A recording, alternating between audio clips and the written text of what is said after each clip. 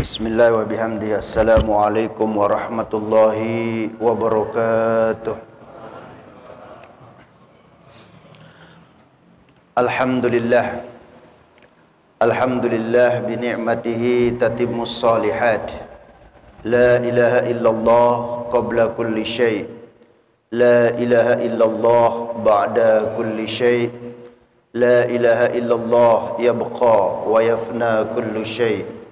Allahumma aslih ummata Muhammadin sallallahu alaihi wasallam wa farrij an ummati Muhammadin sallallahu alaihi wasallam warham ummata Muhammadin sallallahu alaihi wasallam wa anshur wahfaz wa nahdhatal watan fil alamin bihaqqi Muhammadin sallallahu alaihi wasallam.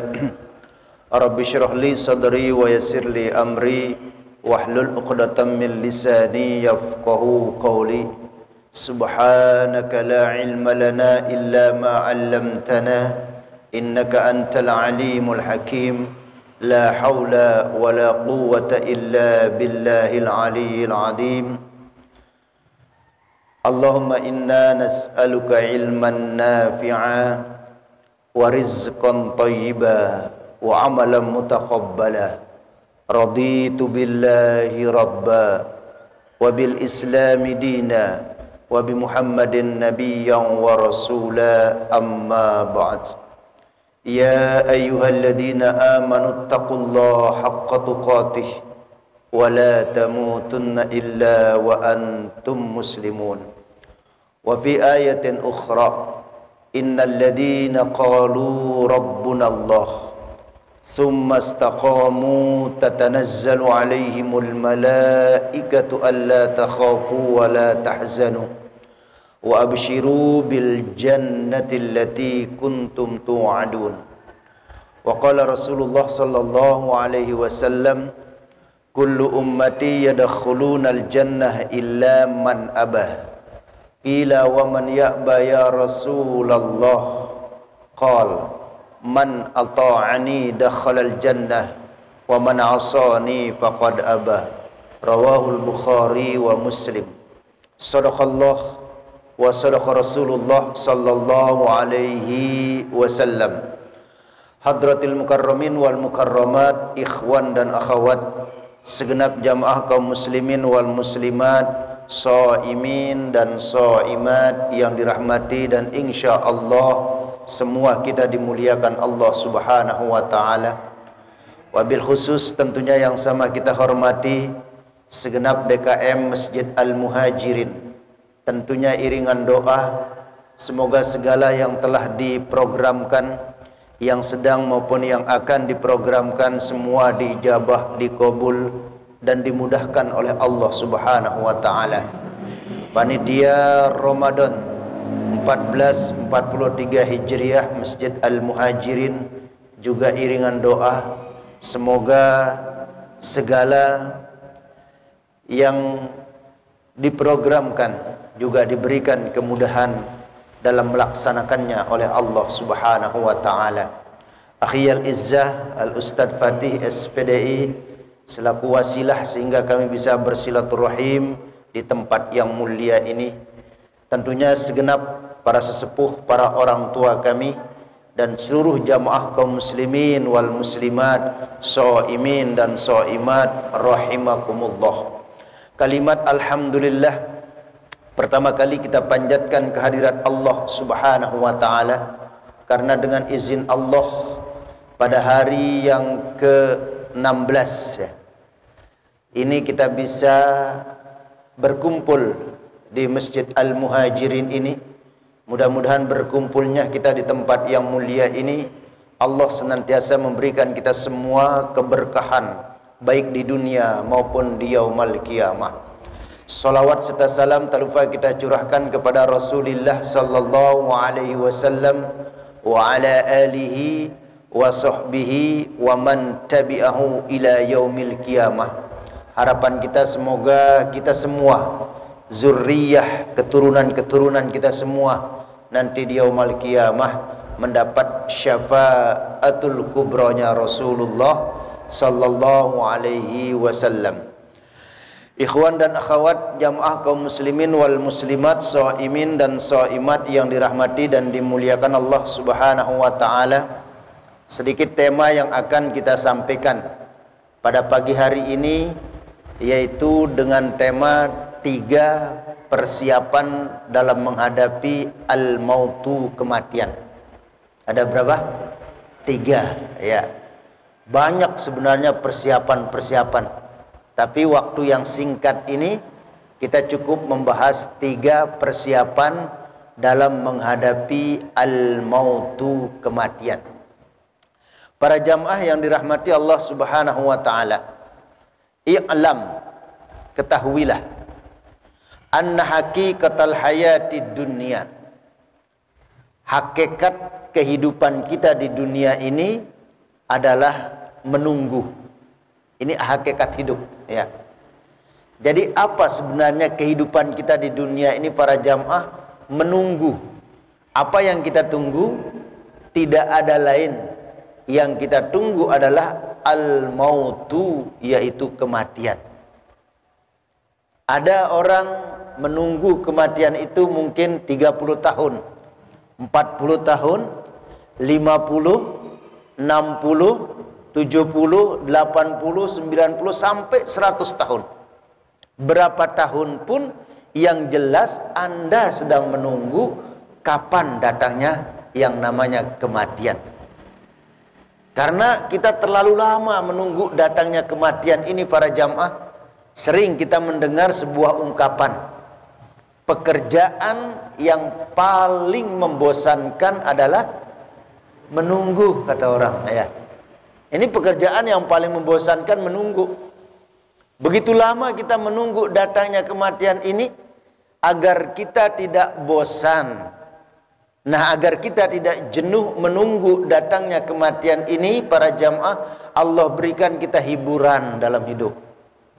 Allah berikan kita mainan. Ya. Itu yang Allah sebutkan dalam Al-Quran, innamal hayatud dunya la'ibun wa lahun. Ketahuilah kehidupan di dunia ini la'ibun, permainan dan senda gurau. Agar kita selaku hamba-hamba Allah tidak merasa bosan, tidak merasa jenuh menunggu datangnya kematian ini, Allah Subhanahu wa ta'ala berikan kita mainan, berikan kita hiburan. Nah, apa hiburan-hiburan itu? Ya harta, jabatan, ya, tata, istri, suami, anak, cucu, itu semua adalah hiburan. Itu semua adalah mainan. Supaya kita nggak bosan menunggu datangnya kematian ini. Makanya mungkin ada di antara ikhwan dan akhwat para jamaah kita, kenapa nggak ikut kajian subuh hari ini?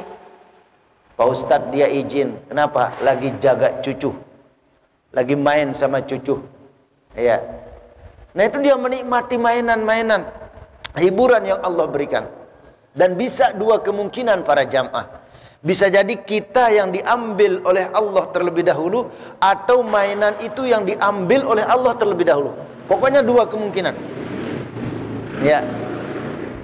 Kalau kita yang diambil oleh Allah terlebih dahulu misalnya para jamaah, maka mainan berupa harta itu pun kan akan dilanjutkan oleh anak dan cucu kita. Ya, kalau mereka ingat kepada kita. Tapi kalau mereka tidak ingat kepada kita, berarti bukan milik kita. Makanya para jamaah, mana sih harta kita yang sesungguhnya? Ya, sampai hari ini harta kita yang sesungguhnya adalah yang sudah kita belanjakan di jalan Allah. Itulah yang mutlak milik kita. Itulah yang nanti mati-matian membela kita di alam barzakh. Yang mati-matian membela kita nanti di yaumul qiyamah. Nah, kalau kita yang diambil oleh Allah terlebih dahulu, maka mainan itu pun akan dilanjutkan oleh anak dan cucu kita. Atau kemungkinan yang kedua para jamaah, Mainan itu diambil oleh Allah terlebih dahulu. Banyak kita saksikan sekarang ini para jamaah, orangnya sehat, orangnya segar, teman sahabat kita mungkin, akan tetapi mainannya, hiburannya udah habis, hartanya sudah habis, ya. Bahkan dia tinggal sebatang kara. Nah, dua kemungkinan inilah para jamaah, tidak kita bisa jadi mainan itu yang diambil oleh Allah terlebih dahulu. Nah, ketika kita berbicara tentang kematian ini, di sini dijelaskan ada 3 yang Allah Subhanahu wa taala rahasiakan. Yang kita tidak pernah tahu 3 hal ini para jamaah. Apa yang pertama? Asbabuhu, sebabnya. Lalu yang kedua adalah amkanuhu, tempatnya. Yang ketiga adalah auqatuhu, waktunya. 3 yang Allah rahasiakan tentang kematian ini yang tidak seorang pun di antara kita yang tahu. Yang pertama asbabu, sebabnya. Apa sebabnya kita akan meninggal dunia para jamaah? Nggak ada orang yang tahu. Ada orang dengan sebab naik mobil jatuh meninggal, ya. Ada orang dengan sebab naik motor jatuh meninggal. Bahkan sering kita mendengar ada orang masuk kamar kecil terpleset jatuh meninggal. Mati itu satu, cuma sebab-sebabnya yang banyak. Nah, karena itulah para jamaah, Rasulullah Shallallahu Alaihi Wasallam begitu sayang kepada kita selaku umatnya. Wujud bentuk sayangnya Rasulullah kepada umatnya, maka Rasulullah lahirkan zikir-zikir. Rasulullah menyuruh kita supaya ketika kita berada di pagi hari, kita baca zikir itu supaya sepanjang hari Allah jaga kita.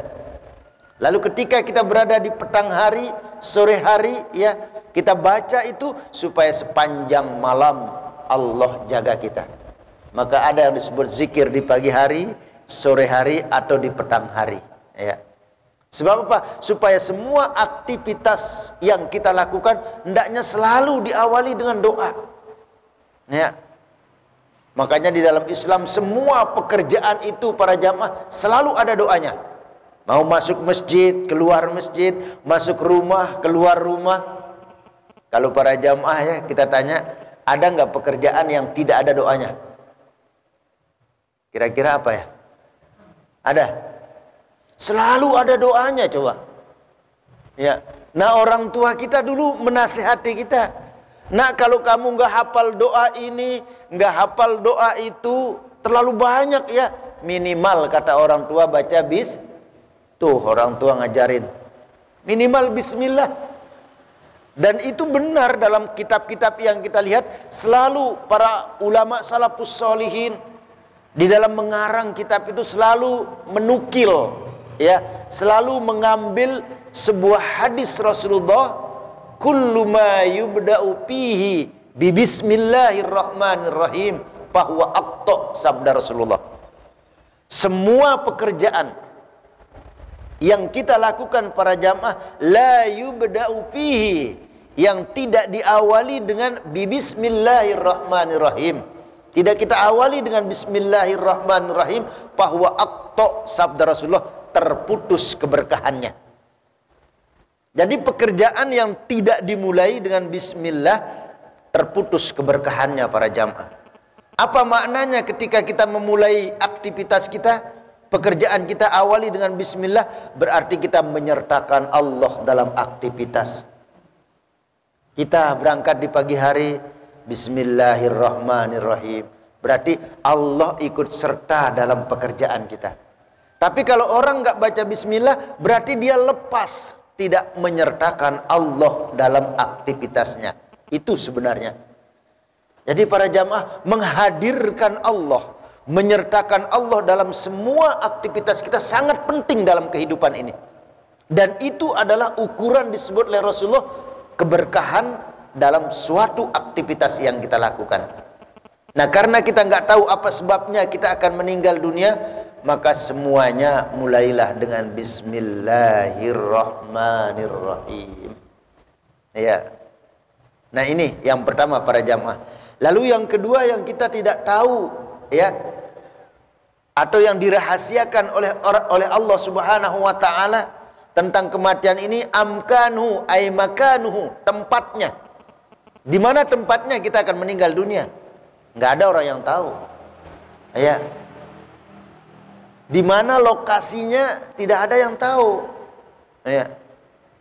Karena itu dalam Islam para jamaah, kita sebagai orang muslim, kalau laki muslimah, kalau perempuan itu ya, dimanapun kita berada, kita selalu dianjurkan untuk menabur kebaikan. Pantangan bagi orang Islam menabur suatu keburukan. Sebab khawatir saat kita sedang menabur keburukan di suatu tempat, Allah ambil. Nah, kita dikenang menjadi orang yang pencinta keburukan. Tapi betapa bahagianya kita ketika sedang menabur kebaikan di suatu tempat, Allah ambil. Nah, kita dikenang menjadi pencinta kebaikan. Kita disuruh bersahabat, berbuat baik kepada siapapun. Para jamaah, kalau kita berbuat baik kepada sesama manusia, berbuat baik kepada tetangga, sahabat, sama orang-orang Islam kita, sudah biasa. Ya. Tapi yang luar biasa, Rasul suruh kita supaya kita berbuat baik kepada alam. Ya. Kisah seorang wanita yang gara-gara memberikan minum seekor, mohon maaf ya, seekor guguk itu, seekor anjing ya. Dengan sebab itu dihapus dosanya, dimasukkan ke surganya Allah. Bisa jadi ketika kita melihat makhluk-makhluk Allah, kita berikan pertolongan, oh itu mungkin sebagai perantara bagi kita untuk mendapat ridho Allah. Rasul yang mengajarkan kita untuk berbuat baik kepada alam.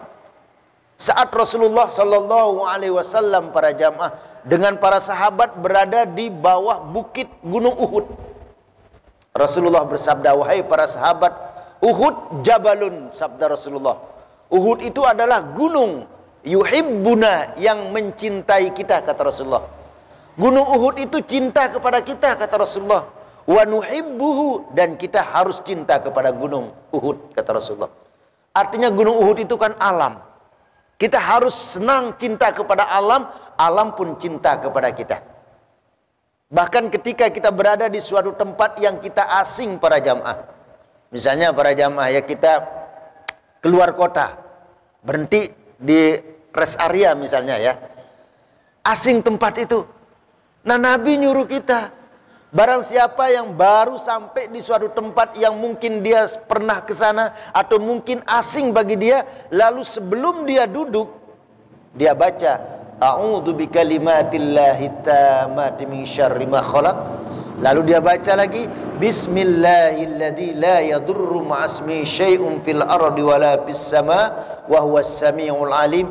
Ini yang dibaca, Rasul ngasih jaminan semua makhluk-makhluk Allah yang ada di situ malu, segan, nggak berani untuk mengganggu orang tersebut. Aman kita. Berarti itu ajaran Rasulullah supaya kita baik dengan alam yang ada di sekeliling kita. Jadi kalau orang berbuat baik kepada manusia, wajar. Tetapi mampukah, bisakah kita berbuat baik kepada selain manusia? Ini Islam ajarannya, subhanallah ya. Nah, karena itulah tempatnya kita nggak tahu di mana kita meninggal. Karena itulah para jamaah, di sini disebutkan seorang ulama mengingatkan kepada kita. Qaul ulama. Apa qaul ulama ini? Innamal mar'u haditsun ba'dah. Pakun hadisan hasanan liman wa'ah. Itu ucapan para ulama. Innamal mar'u, bahwasanya semua kita ini, masing-masing kita, semua kita ini hadisun ba'dah, akan menjadi cerita bagi generasi selanjutnya. Kita akan menjadi cerita ibu bapak bagi anak dan cucu kita. Pakun hadisan hasanan liman wa'ah, maka jadilah kalian cerita yang terbaik buat generasi selanjutnya. Jadilah kalian cerita yang terbaik buat anak dan cucu kalian. Tebar terus kebaikan supaya kita dikenang menjadi orang yang pencinta kebaikan.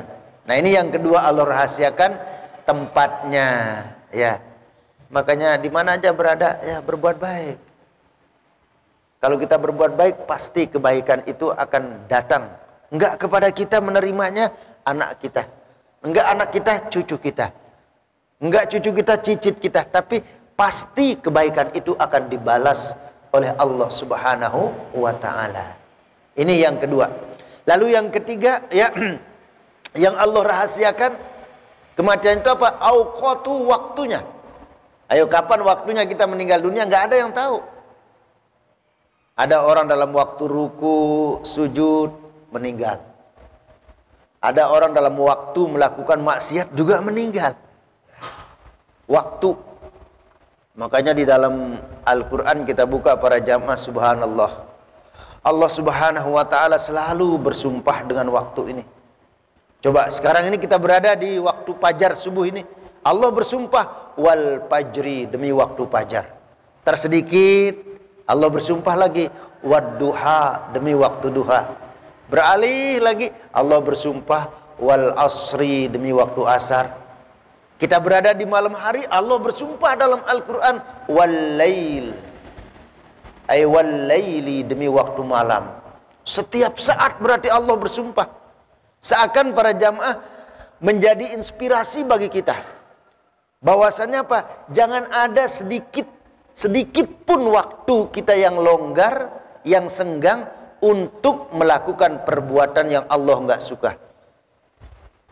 Bahkan ya, para ulama salafus sholihin ya menyebutkan, kalau ada waktu kita yang longgar para jamaah, ada waktu kita yang senggang ya, terus kita isi dengan hal-hal yang tidak bermanfaat, itu sebagai tanda-tanda Allah mau berpaling kepada kita. Makanya Nabi menyebutkan ya para jamaah, bahwasanya waktu yang longgar ya, waktu yang senggang yang Allah Subhanahu wa ta'ala berikan kepada kita, isi dengan hal-hal yang artinya hal-hal yang memberi manfaat. Nah, ini tiga hal yang Allah rahasiakan yang kita nggak tahu. Karena itulah disebutkan al-mautu ya'ti bagdatan. Kematian itu datangnya secara tiba-tiba. Sering kita mendengar, Pak Ustaz, bagaimana dia matinya, meninggalnya mendadak? Memang mati itu datangnya secara tiba-tiba. Mati itu datangnya tanpa pemberitahuan terlebih dahulu. Mati itu datangnya tanpa pemberitahuan terlebih dahulu. Kalau dikasih tahu enak, ya. Misalnya kita dikasih tahu, ya, Ustadz Ahmad Rajab, kamu akan meninggal nanti dalam usia sekian, ya. Tentu kalau dikasih tahu kita kan poya-poya dulu. Nanti tinggal setahun 2 tahun, ya, mendekati mati baru kita beli sejadah, beli tasbih, ya, beli Al-Quran terus. Sama dengan Lailatul Qadar ini para jamaah. Allah Subhanahu wa ta'ala merahasiakan secara global ini. Malam Lailatul Qadar ini Allah rahasiakan. Itu salah satu rahasia Allah. Sama dengan rezeki, mati, ya. Lailatul Qadar juga rahasia Allah. Meskipun nanti ada hadis-hadis Rasulullah. Riyadoh. Riyadoh itu latihan-latihan yang dilakukan oleh para ulama salafus sholihin. Yang dilakukan oleh para ulama-ulama kita sehingga mereka bertemu dengan Lailatul Qadar itu. Mereka melakukan latihan-latihan itu dan ketemu pada malam yang ganjil di 10 terakhir. Ya, 21, 23, 25, 27, 29, ya. Itu yang sering. Tapi secara global para jamaah tetap Allah rahasiakan. Kapan? Tetap nggak ada orang yang tahu. Berarti apa? Dari malam pertama Lailatul Qadar itu udah siap-siap mau turun. Ya. Secara khusus itu menyebutkan, nih, malam sekian pasti Lailatul Qadar itu akan turun. Nggak ada. Sama dengan ketika Rasulullah ditanya, ya Rasulullah, mata yaumal qiyamah. Sahabat bertanya, ya Rasulullah, kapan datangnya hari kiamat? Rasulullah nggak bisa menjawab. Hari kiamat itu datangnya urusan Allah. Cuma Rasul menjabarkan tentang tanda-tanda datangnya kiamat. Tanda-tanda datangnya kiamat yang disebut ada kiamat sugro, kecil. Ada kiamat kubro, kiamat besar. Tanda-tandanya, tapi pastinya itu kapan? Nggak ada, nggak dijawab oleh Rasul. Lailatul Qadar itu pastinya kapan? Tidak. Cuma ada tanda-tandanya kalau Lailatul Qadar itu. Mungkin cuaca, ya. Karena pada malam itu tatanazzalu alaihimul malaikah, semua junudullah, serdadu-serdadu Allah turun, para malaikat itu menutupi awan ini sehingga sejuk sekali. Itu hanyalah alamat tanda-tanda. Sekarang ini tanda-tanda kiamat sudah banyak. Kita disebut akhir zaman ini para jamaah. Akhir zaman itu apa? Sabda Rasulullah ya. Akhir zaman itu yaitu akhir zaman adalah akhir yang penuh dengan fitnah. Ini kita sekarang berada zaman fitnah para jamaah. Fitnah bukan berarti si A menceritakan aib si B. Si A membeberkan aib si B, bukan fitnah itu maksudnya. Yang dimaksud fitnah akhir zaman adalah yang benar dianggap salah, yang salah dianggap benar. Berita benar dengan berita yang bohong seimbang. Ini kan sekarang zamannya kita bingung. Kalau ada di grup misalnya WA, ini berita benar apa salah ini? Benar apa hoax gitu. Bingung. Seakan bersaing berita yang benar dengan berita yang hoax itu. Inilah akhir zaman yang dimaksud. Akhir zaman yang dimaksud adalah yang baik dianggap salah, yang salah dianggap benar. Hatta yarau hasana malaysa bil hasani. Yang hasan, yang bagus dianggap tidak bagus, yang tidak bagus dianggap bagus. Ini yang disebut dengan zaman fitnah. Nah, zaman fitnah zaman sekarang ini Rasul menyebutkan umatku yang tegak teguh menjaga imannya di akhir zaman yang penuh fitnah ini seperti orang memegang bara api. Ya.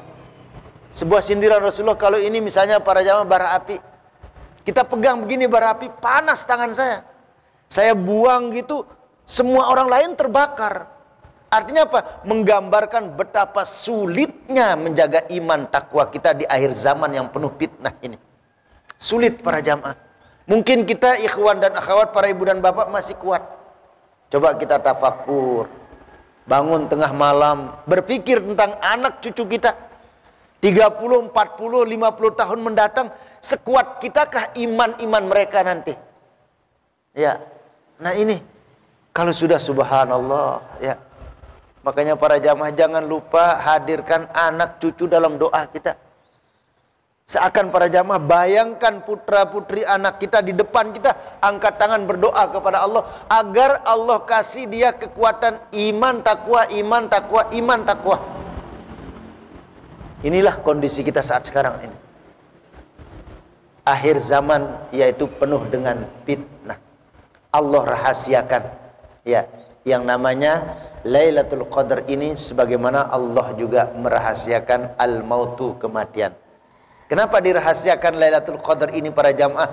Supaya dari malam pertama sampai malam terakhir kita siaga. Ya, sebab kalau dikasih tahu misalnya malam Lailatul Qadar itu jatuh pada malam yang ke-17 misalnya. Ya mungkin para jamaah di Al-Muhajirin malam 17 penuh sampai di belakang. Ya, sholat tarawih. Tapi kalau malam yang lain sepi. Nah gitu. Nah dirahasiakan. Kenapa kematian juga Allah rahasiakan? Supaya kita siap-siap. Ya. Karena itulah ya, kematian yang datangnya secara tiba-tiba ini minimal 3 yang kita siapkan diri kita. Ya. 3 yang menjadi pegangan kita para jamaah. Persiapkan diri kita. Ya. Terlebih para jamaah ya yang umur usia kita yang sudah ada yang setengah abad. Ada kita di sini ya, banyak para jamaah yang sudah 50 ya.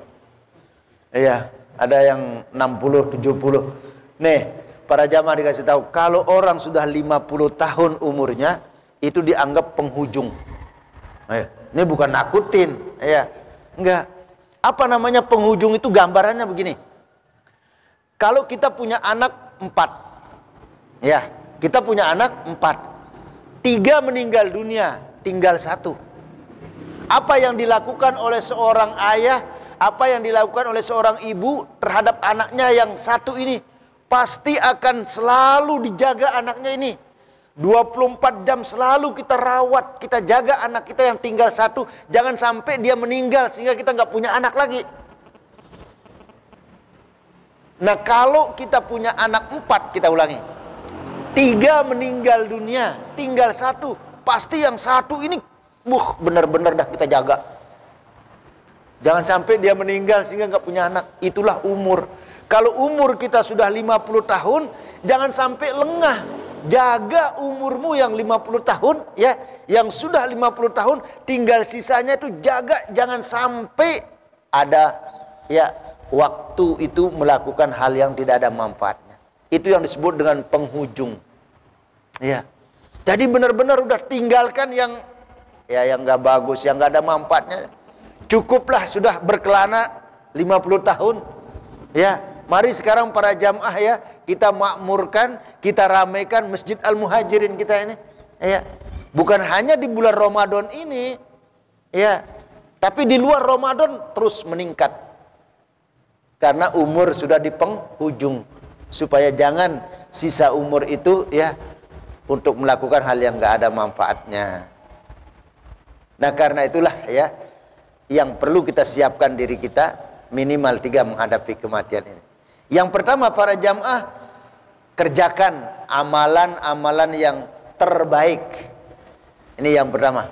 Insya Allah kita bisa dengan bahasa yang sedikit sederhana bisa kita pahami hari ini. Ya. Persiapan kita menghadapi kematian pertama, kerjakan amalan-amalan yang terbaik. Pokoknya yang terbaik. Ada amalan baik, ada terbaik kan? Nah, sholat duha baik, tadarusan Al-Quran baik, qiyamul lail baik, sedekah baik. Ya. Tapi yang terbaik mana yang terbaik? Yang terbaik itu 2 syaratnya. Baru dia dianggap terbaik. Ya. Yang pertama ikhlas. Itu ikhlas. Sholat duha amalan baik, dia menjadi terbaik kalau kita ikhlas. Sedekah amalan baik, dia menjadi amalan terbaik kalau kita ikhlas.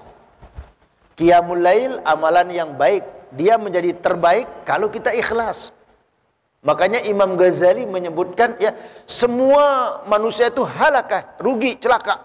Jadi semua kita ini disebut rugi, celaka. Illal alimun, kecuali orang-orang yang alim, kecuali orang-orang yang berilmu. Tuh. Orang-orang yang berilmu, orang-orang yang alim pun punya potensi menjadi orang yang rugi dan celaka. Kecuali orang-orang yang beramal dengan ilmunya. Itu.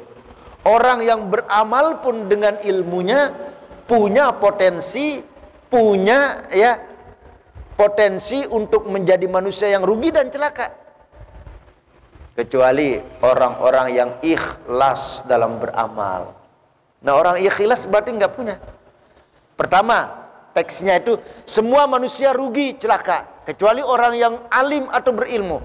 Orang yang alim berilmu pun rugi, celaka, kecuali dia beramal dengan ilmunya. Orang yang beramal pun rugi, celaka juga, kecuali orang-orang yang ikhlas. Ikhlas para jamaah. Oh, mungkin lisan kita gampang mengucapkannya ikhlas, tapi bagaimana praktiknya para jamaah? Ikhlas bersih tanpa campur-campuran, bersih. Hanya lillah, karena Allah. Ya. Nah, ini ikhlas ini para jamaah perlu kita latihan.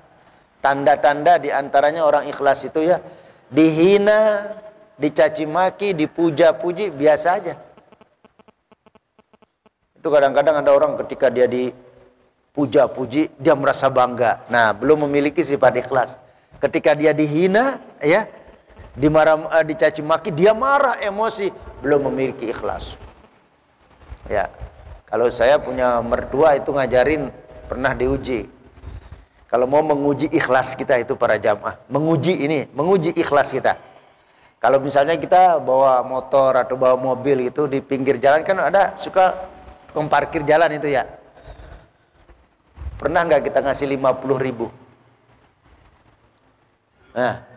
Nah kita mungkin mikir, buat apaan Pak Ustadz ngasih orang itu 50.000? Ntar kalau dipakai untuk yang enggak misalnya minum-minuman keras atau dipakai kepada hal-hal yang enggak baik, ini kan bab menguji ikhlas. Kalau kita sodakoh kepada yatim piatu ya 50.000 jelas ya wajar kita ikhlas misalnya, tapi ngasih orang di pinggir jalan itu 50.000, hatimu kondisinya sama enggak sebagaimana engkau berinfak 50.000 di tempat yang jelas? Itu bab ikhlas menguji. Itu ilmu dan mertua begitu. Iya. Nah kalau engkau ngasih orang di jalan itu 50.000, hatimu biasa aja. Seperti kamu bersodakoh di masjid, bersodakoh di panti asuhan misalnya 50.000, kondisi hati berarti kita sudah ada level ikhlas. Ya kadang-kadang ya kita susah juga begitu ya. Ngasih 50.000 di jalanan coba. Tapi itulah untuk macam-macam cara para orang menguji ikhlas kita. Ikhlas bersih tanpa pamrih, itulah. Dan juga di antara tanda ikhlas itu gak boleh disebut. Misalnya nih, saya pinjam ya, misalnya pulpennya, Ustaz saya pinjam pulpennya, pinjam silakan. Tapi ditanya ikhlas nggak? Ikhlas. Nah kalau udah disebut nggak ikhlas, itu juga tandanya, nggak boleh disebut-sebut. Menyebut ikhlas aja udah dianggap nggak ikhlas. Subhanallah ya. Jadi pertama, amalan itu syaratnya terbaik kalau kita ikhlas. Makanya kenapa sholat sunnah itu Rasul nganjurkan kita kerjakan di rumah, sholat wajib fardu itu di masjid. Ya, kalau sholat wajib di masjid yang 5 waktu dari zuhur, asar, maghrib, bisa subuh, kita sholat di masjid Al-Muhajirin ini, semua orang sholat fardu, nggak mungkin ya akan muncul ria, sombong dan lain sebagainya. Tapi kalau ada orang sholat sunnah di masjid 20 rakaat misalnya, dilihat oleh orang, ini memunculkan sifat keikhlasannya turun. Makanya sholat sunnah itu lebih afdol kita kerjakan di rumah. Bukan berarti nggak boleh di masjid, silahkan ya. Supaya apa? Menjaga keikhlasan kita ini tetap terjaga. Ini syaratnya yang pertama ya. Amalan itu terbaik kalau kita ikhlas. Lalu yang kedua, syaratnya amalan itu terbaik istiqomah. Nah istiqomah ya, istiqomah itulah yang disebutkan oleh Rasulullah dalam suatu riwayat yang sahih.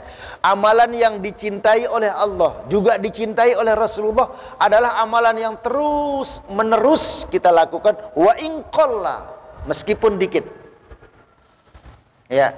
Ada yang kita istiqomahkan para jamaah.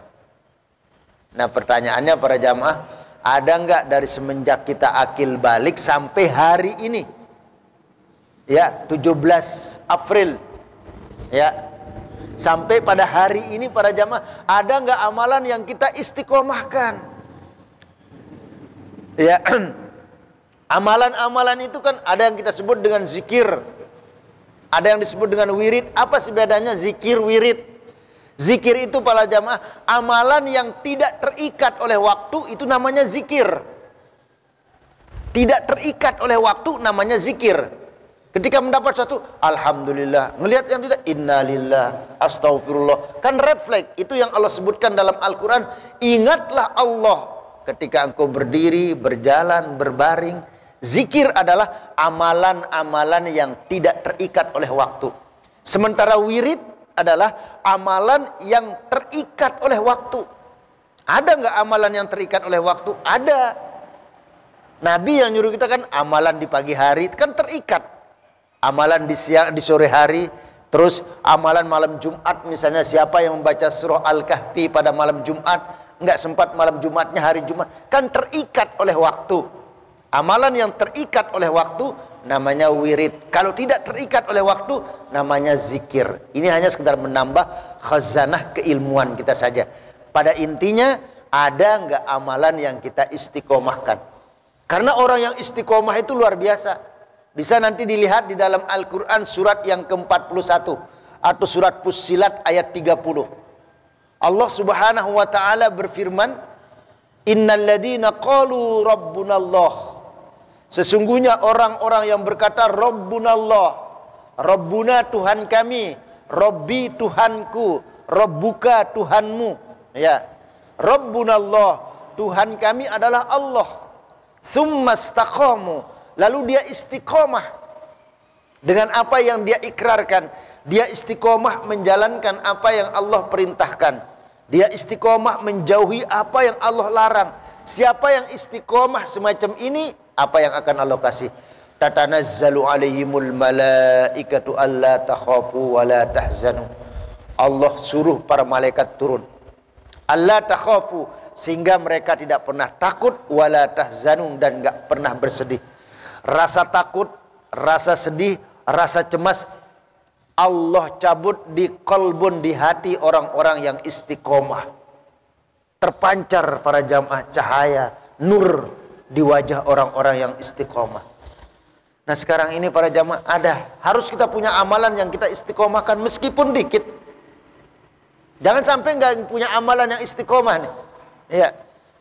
Apakah misalnya kita setiap maghrib ya kita membaca tasbihnya subhanallah alhamdulillah wala ilaha illallah wallahu akbar subhanallah bihamdi subhanallahil azim wa bihamdi astaghfirullahaladzim, silakan. Pokoknya ada yang kita istiqomahkan. Kalau bahasanya ada yang kita andalkan. Kalau sekarang kan apa yang kamu andelin? Apa yang kamu andelin? Kita mau masuk surga Jannatul Firdaus nuzula. Ya, kita mau masuk nggak tanggung-tanggung surga yang tertinggi.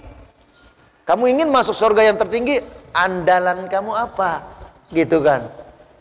Kita punya andalan harus. Nah, karena itulah para jamaah luar biasa orang yang istiqomah ini.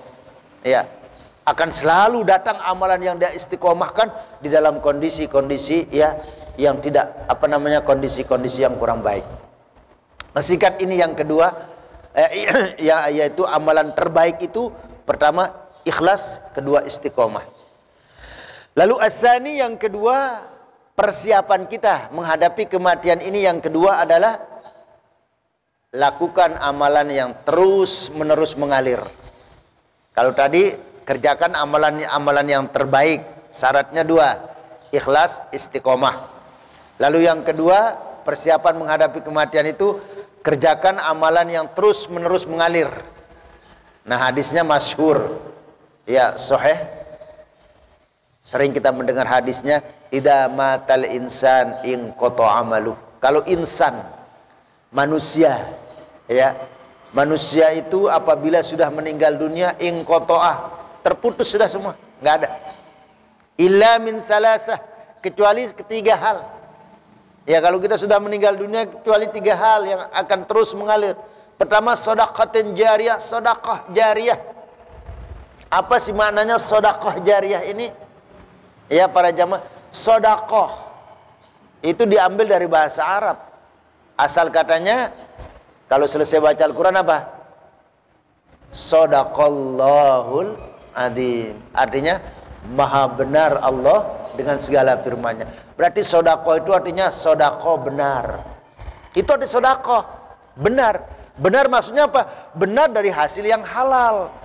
Kedua, benar dengan tidak menyakiti hati yang menerima. Dua rukun sedekah. Sesuai dengan namanya sedekah, maknanya benar. Benar dari hasil yang halal. Benar dengan tidak menyakiti hati yang menerima, selesai. Kalau kita sedekah dari hasil yang halal, tapi menyakiti, menyinggung hati yang menerima, batal sedekahmu. Atau kita ada orang yang tidak menyakiti hati yang menerima, tapi dia sedekah dari hasil yang haram, batal. Pokoknya miliki dua hal ini dah.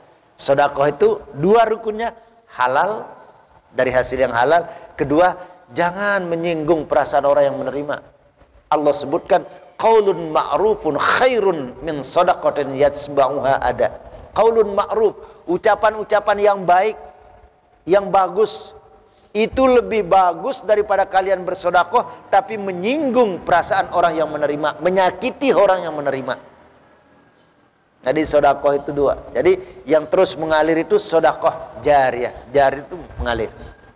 Lalu yang kedua, ilmun yuntafa'u bihi, ilmu yang bermanfaat. Ya. Lalu yang ketiga, wa waladun sholihun yad'ulah, anak soleh. Selalu mendoakan kita para jamaah. Oh enggak, kita punya anak, misalnya anak itu amanah. Belum kita dikasih amanah oleh Allah, oh kita punya diberikan kelebihan rezeki. Berinfak kita kepada orang-orang yang menjaga, memelihara anak-anak yatim piatu misalnya para jamaah. Karena dari lisan-lisan mereka doa-doa itu mungkin dikabul oleh Allah. Ya para jamaah, ini tiga hal yang kita lakukan salah satunya. Singkat para jamaah. Lalu yang ketiga, amalan yang persiapan kita menghadapi kematian ini adalah selalu berdoa agar akhir hayat kita husnul khotimah. Ini yang penting, husnul khotimah.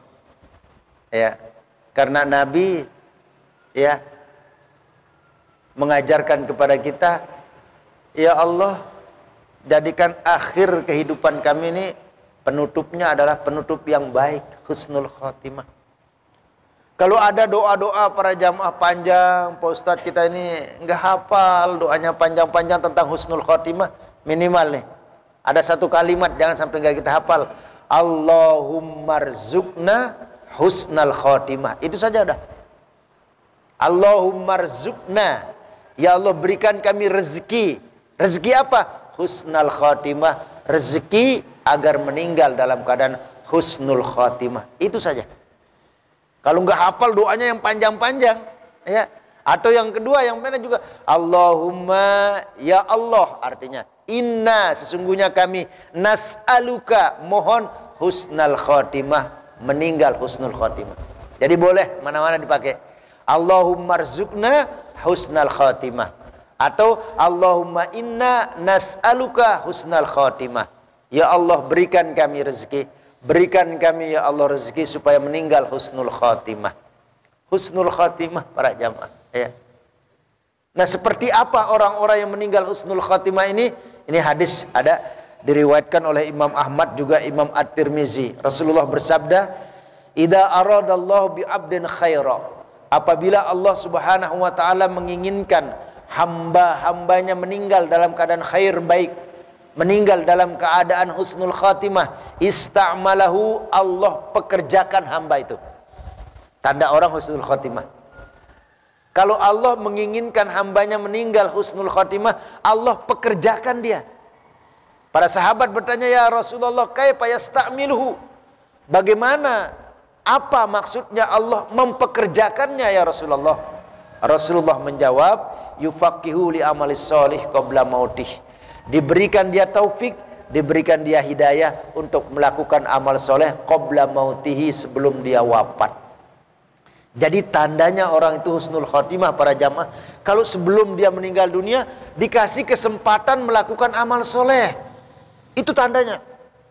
Makanya kalau ada jamaah kita yang mungkin lama nggak pernah ke masjid, tiba-tiba dia hadir ngaji rajin, itu sudah taufik hidayah dari Allah. Jangan lalu kita, wah, tumben, jangan digituin orang.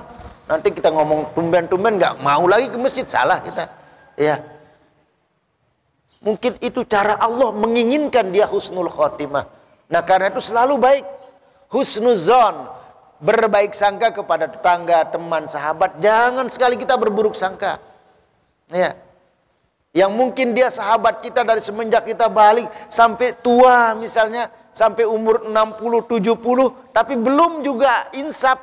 Ketika 72 mungkin diberikan dia taufik hidayah dari Allah. Melakukan kebaikan. Bisa jadi ini adalah tanda dia husnul khotimah. Di dalam riwayat yang sahih, ketika seorang pemuda yang membunuh 99 orang, tapi diberikan hidayah taufik oleh Allah, ya, maka dosa-dosa diampuni oleh Allah. Husnuzonlah kita kepada sahabat teman kita para jamaah. Nah, 3 hal ini perlu kita jaga, ya. Lakukan yang terbaik, ya semampu kita para jamaah, ada yang kita tekuni, zikirkan, ya. Terus selalu melakukan salah satu amalan yang mengalir terus, dan terus berdoa. Minimal kalau sujud misalnya lama sedikit, kita sholat, Nabi nyuruh kita kan, ketika kalian sujud, paksiru sujudakum, perpanjang, ya, perbanyak, panjangin sujudmu, berdoa di situ. Dan doa yang kita hadirkan, Allahumma rzuqna husnal khatimah. Ya Allah berikan kami meninggal husnul khatimah. Husnul khatimah.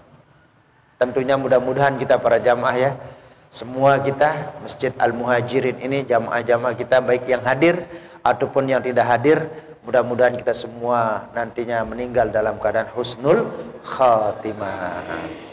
Baik, mungkin ada yang ditanyakan para jamaah sebelum kita tutup kajian kita pada hari ini. Kami persilakan dengan segala hormat. Ya, ini. Ya, silakan. Waalaikumsalam warahmatullahi wabarakatuh.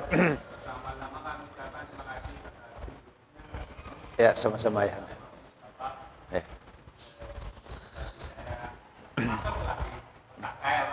Ya, alhamdulillah, alhamdulillah. Salah satunya ya orang Jawa itu ada banyak yang macam-macam, Pak, ya. Ya. Wah, ini apa ini? Oh. Ya, mungkin amalan kita yang sehari-hari Iya. Ya. Yang doa-doa Mm-mm. di tempat yang aneh. Iya, betul. Mm-mm. Dan kita amalkan tiap hari, cuma penerapannya kita belum tahu secara spesifik. Oh iya, ya, alhamdulillah. Ya, Bapak tadi Hmm. jadi seragamnya.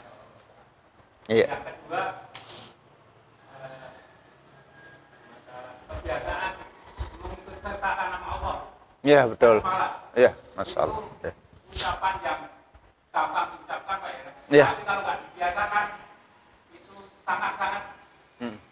sulit. Kadang-kadang kita kalau pas agaknya mungkin Bismillahirrahmanirrahim. Tapi kalau buru-buru biar sup. Iya. Ya, kita nggak. Bukan sayangnya mungkin semua orang. Iya, kebanyakan gitu. benar. Iya, iya. Yang ketiga, ini pertanyaan saya yang tadi di Pak Ustaz. Kenapa Allah bersumpah kepada makhluk ciptaannya? Mohon penjelasan mungkin. Terima kasih. Allah bersumpah. Ya, Mas. Bersumpah pada waktu asar atau Oh ya. Allah bersumpah dalam Al-Quran tentang waktu gitu kan. Jadi wal fajri, demi waktu fajar.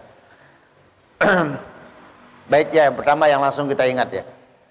Kalau di dalam Al-Quran ataupun di dalam hadis, ya, ketika Allah bersumpah itu menunjukkan suatu itu sangat penting sekali. Penting, cuma penting sekali. Ini bulan Ramadan ini istimewa kan dibanding bulan yang lain. Kalau di bulan yang lain itu di mana istimewanya? Ada waktu yang mustajab. Di luar Ramadan, misalnya bulan Muharram, Safar, Rabiul Awal, Rabiul Akhir, terus ya Zulqa'dah, Zulhijjah, itu waktu yang mustajab antara maghrib dan isya, sepertiga malam, ya, sebelum subuh, setelah subuh itu kan istimewa waktu itu. Tapi kalau di bulan Ramadan semua waktunya istimewa. Tuh. Jadi kalau di luar Ramadan ada waktu-waktu yang istimewa, tapi kalau di bulan Ramadan seluruh waktunya istimewa semua. Nah, ketika Allah bersumpah, ya, dalam hadis juga Rasulullah sering, "Pawallah, demi Allah," menunjukkan sesuatu itu sangat penting. Kalau sudah bersumpah nggak percaya juga, mau bagaimana? Sama dengan kita dengan teman, besok malam kita berangkat ya bareng tarawih di Masjid Al-Muhajirin. Ah, yang benar, bersumpah kita, wallahi saya tunggu. Nah, udah bersumpah nggak percaya juga, ya dengan apa lagi? Sama dengan Ramadan ini, kalau kita sudah masuk bulan Ramadan belum merubah pribadi kita, belum membuat kita lebih baik, mau didatangkan bulan apa lagi oleh Allah? Kamu diberikan kita rezeki oleh Allah, kita berangkat ke tanah suci Mekah, ibadah di Masjid Nabawi, ibadah di Masjidil Haram, belum merubah sifat kita, mau ibadah di mana lagi? Nah, seolah bahasanya begitu. Jadi kalau Allah sudah bersumpah dengan waktu ini, berarti benar-benar waktu itu penting sekali. Penting waktu itu, ya. Karena ada ungkapan, ya, qaul itu ya, al-waqtu kas-saif. Kata orang-orang santriwan, santriwati itu kalau di pesantren, al-waqtu kas-saif, waktu itu bagaikan pedang. Idza lam taqta qata'aka. Apabila kamu tidak bisa menggunakan pedang itu dengan baik, pedang itu yang akan membunuhmu, memotongmu. Artinya waktu itu kalau kita nggak gunakan dengan sebaik-baiknya, waktu itulah yang akan menghabiskan kita. Jadi menunjukkan itu sangat penting sekali. Jangan ada waktu kita yang senggang. Bagaimana supaya jangan waktu kita yang kosong itu untuk melakukan hal yang nggak manfaat? Sertakan Allah, merasakan kehadiran Allah, ini yang penting.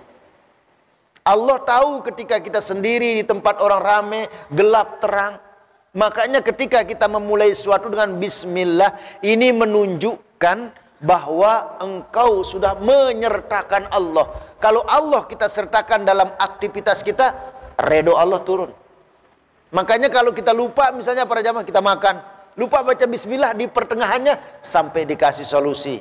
Baca bismillahi awwalihi wa akhirihi. Sampai seperti itu. Ya. Nah, ini luar biasa. Memang amalan-amalan yang seperti ini para jamaah, ya. Ada juga dalam kitab-kitab kecil, misalnya ya Al-Munabbihat alal Istidad Liyaumil Mi'ad.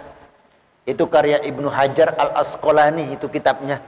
Al-Munabbihat itu peringatan-peringatan alal istidad untuk persiapan liyaumil ma'ad pada hari kiamat.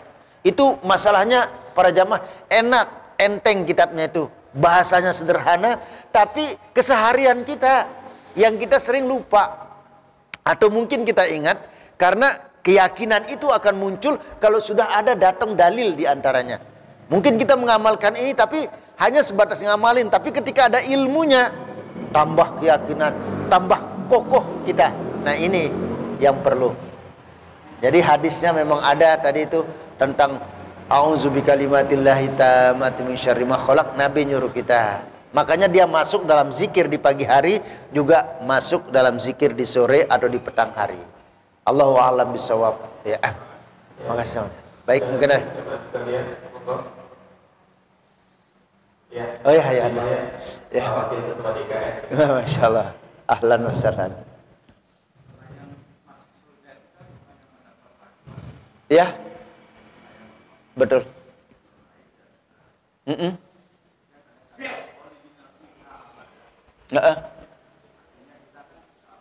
Kekal.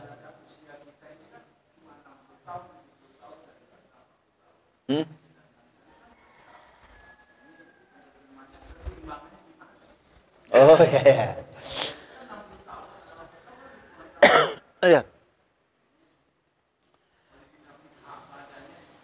Oh ya, baik, masya Allah ya. Ini salah satu ya anda ya, pertama salah satu kemuliaan atau kalau bahasa kita pinjam gitu ya, penghargaan dari Allah kepada kita, kepada umat Rasulullah. Pernah Rasulullah itu tafakur, bingung, sedih. Allah enggak, kalau bahasa lagi, Allah enggak tega melihat kekasihnya Rasulullah sedih. Lalu Allah berkata, wahai Muhammad, kenapa engkau bersedih? Apa yang kau pikirkan? Saya lagi mikirin nasib umat saya ya Allah. Kenapa? Umurnya pendek. Ya, sementara umat terdahulu dari Nabi Adam sampai Nabi Isa, ya 300, 400, 500, 900 sampai 1000 tahun umur mereka. Jadi banyakkan ibadah mereka dibanding umat saya Rasulullah. Sebab patokannya kalau Rasulullah itu kan dilantik menjadi Nabi dan Rasul umur 40 tahun. 13 tahun dakwah di Mekah, 10 tahun dakwah di Madinah, 13 tahun Rasulullah, ditambah 40, 63 tahun Allah ambil. Kalau kita ngacu ke Rasulullah, 63 tahun umur kita. Pendek umat Rasulullah. Bagaimana dia beramal menandingi umat-umat terdahulu, kata Rasulullah. Akhirnya Allah berikan satu kemuliaan yang disebut dengan Lailatul Qadar, khairun min alfi syahrin, lebih baik dari alfi syahrin, 1000 bulan. Kalau 1000 bulan itu 83 tahun. Ini umur kita mungkin sudah 40, 50, 60. Berapa kali kita ketemu dengan malam Lailatul Qadar itu, tambah 63 tahun, tambah 63 tahun. Berarti umur kita sudah ratusan ribuan tahun. Nah, ini salah satu hikmahnya. Ya, ada yang istimewa. Ya. Nah, kalau sudah kita nanti masuk di dalam surganya Allah Subhanahu wa taala, khalidina fiha abada. Ya, itu kekal, tinggal menikmati. Di situ disebutkan ketika Rasulullah Isra dan Mi'rajnya diperlihatkan bahwasanya di dalam surga nggak ada kita yang tua-tua. Muda semua. Wanita itu ya disebutkan istri-istri misalnya yang disebut bidadari itu selalu dalam kondisi suci, bersih, nggak ada yang uzur. Bahkan dalam kajian-kajian itu ya anda yang dipakai, ketika perempuan itu ya kita sudah berhubungan dengan dia di surga, sempit lagi, nah ya diketawa kan, emang begitu dia, bener itu. Itu seolah apa, pokoknya tinggal menikmati semua. Subhanallah, kalau cerita di kitab tentang penghuni surga, subhanallah. Makanya wajar. Iya. Dan gak ada yang uzur. Makanya wajar kalau para ulama itu matanya misalnya para jamaah ya, sampai ngantuk dia, kurus ibadah. Kenapa? Kalau bahasanya dia yang terbayang kenikmatan yang ada di surga. Nah, kita ini coba bayangkan kenikmatan itu di surga sehingga rajin kita ibadah. Dan bayangkan azab-azab yang ada di neraka, takut kita. Paling rendah azab di dalam neraka itu kan, ini bara api. Terus kita berdiri di sini. Ketika kita berdiri, di kepala kita ya ada air mendidih. Itu siksa yang paling ringan. Bagaimana yang paling besar? Nggak bisa kita bayangkan. Berdiri, coba aja sekarang kita uji gitu kan. Ada bara api. Kita berdiri di situ, terus ada air mendidih di kepala. Kuat nggak kita? Itu azab yang paling ringan lagi, belum yang paling besar. Nah kalau sudah di surga abadan, hanya menikmati semua, ya. Nah itulah keabadiannya itu bagaimana? Nah di situ sudah masuk kepada kekuasaan Allah Subhanahu wa Ta'ala. Nah karena itu para jamaah, kita asalnya dari surga. Kalau kita ngacu kepada yaitu Nabi Adam alaihissalam, nenek moyang kita kalau begitu ya, dari surga. Makanya para ibu bapak, kembalilah ke asal, kembalilah ke surga, jangan salah alamat, gitu kan? Kalau masuk neraka berarti salah alamat, begitu kan? Kecuali kalau asalnya neraka, masuk neraka wajar. Ini asal kita surga, Nabi Adam asal kita ya. Ya Hawa surga, dikeluarkan. Nanti kita akan kembali lagi ke surga. Jangan sampai salah alamat. Siapa yang salah alamat? Yang maksiat mulu di dunia. Kalau maksiat mulu di dunia, Anda nanti salah alamat. Masuk. Nah, jadi pertahankan asal kita. Ingat asal.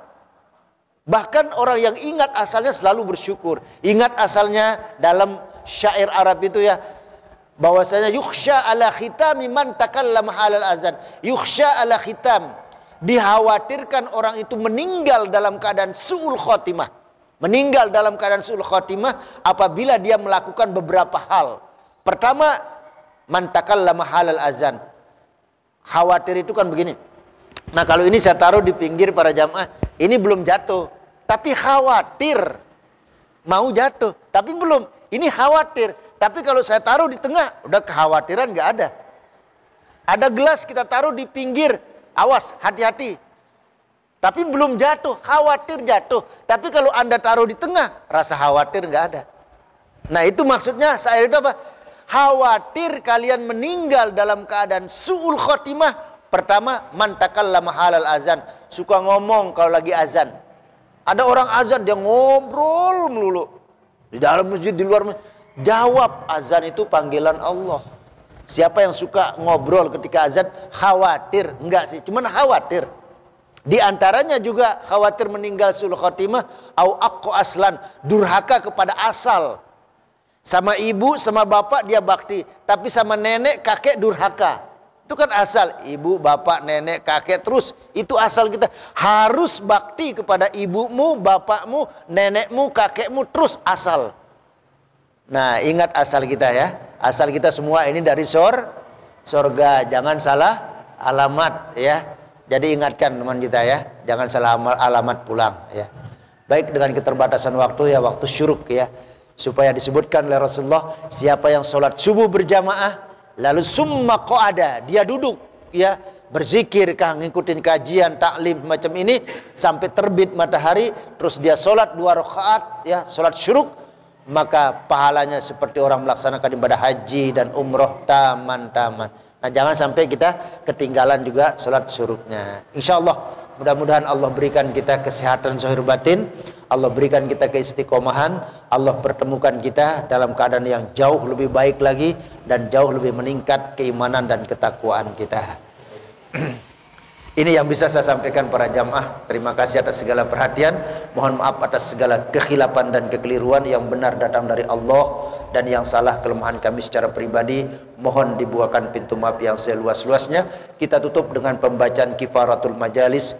Subhanakallahumma asyhadu an la ilaha illa anta wa atubu ilaik. Wal afu minkum. Wassalamualaikum warahmatullahi wabarakatuh.